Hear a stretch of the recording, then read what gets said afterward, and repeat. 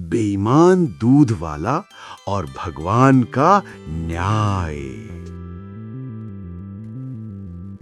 एक छोटे से गांव में रामू नाम का दूध वाला रहता था। देखने में भोला भाला लगता था, लेकिन अंदर से बहुत चालाक और लालची था। वो रोज गांव वालों को दूध बेचने जाता, पर असली दूध में पानी मिलाकर लोगों को धोखा देता। रामू के पास 2 गायें थीं। शुरुआत में वो ईमानदारी से दूध बेचता था। धीरे धीरे उसे लगा कि अगर दूध में थोड़ा पानी मिला दूं तो ज्यादा दूध बिकेगा और ज्यादा पैसा मिलेगा।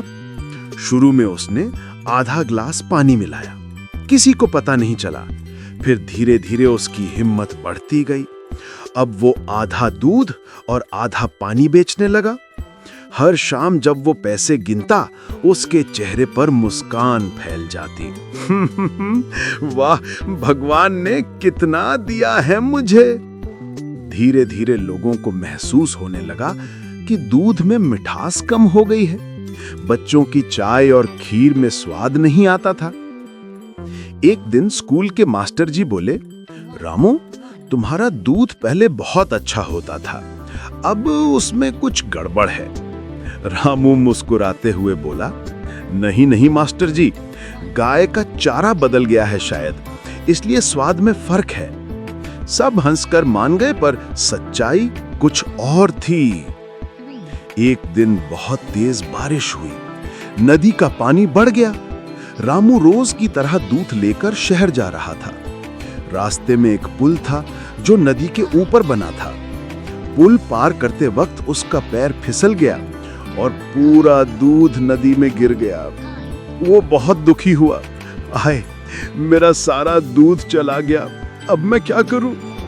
लेकिन अगले ही पल उसे आवाज सुनाई दी, रामू, तूने जो किया है उसका यही फल है। वो चौंक गया, चारों ओर देखा, पर कोई नहीं था। डरते हुए बोला, कौन बोल रहा है? आवाज आई, मैं वही भगवान हूं जिसे तू रोज धोखा देता था। लोगों को पानी बेचकर धोखा देने वाले को यही सजा मिलती है। रामू रोने लगा, भगवान, मुझसे गलती हो गई, मैं अब कभी किसी को धोखा नहीं दूंगा। आवाज बोली, अगर सच में तुझे पछतावा है तो कल से ईमानदारी से काम करना। रामू ने सिर झुकाकर वचन दिया, मैं वादा करता हूं। अगले दिन से रामू ने दूध में पानी मिलाना बंद कर दिया। पहले तो उसकी आमदनी कम हुई, लेकिन धीरे धीरे गांव वाले फिर से उस पर भरोसा करने लगे। लोग कहने लगे, रामू का दूध अब फिर से वैसा ही शुद्ध हो गया जैसा पहले था। रामू को भी मन की शांति मिलने लगी। एक दिन गांव के मंदिर में कथा हो रही थी। पंडित जी ने कहा, ईमानदारी सबसे बड़ा धर्म है। जो दूसरों को धोखा देता है उसका नुकसान भगवान खुद करवाता है। रामू ये सुनकर भावुक हो गया। कथा के बाद उसने सबके सामने खड़े होकर कहा, मैं वो दूध वाला हूं जिसने लालच में आकर बेईमानी की थी। भगवान ने मुझे सिखाया कि ईमानदारी ही असली दौलत है। गांव वाले हैरान रह गए, पर फिर सब ने उसे माफ कर दिया।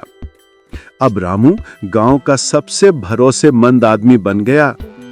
देखिए, लालच का अंत हमेशा विनाश से होता है और ईमानदारी का फल कभी न कभी जरूर मिलता है।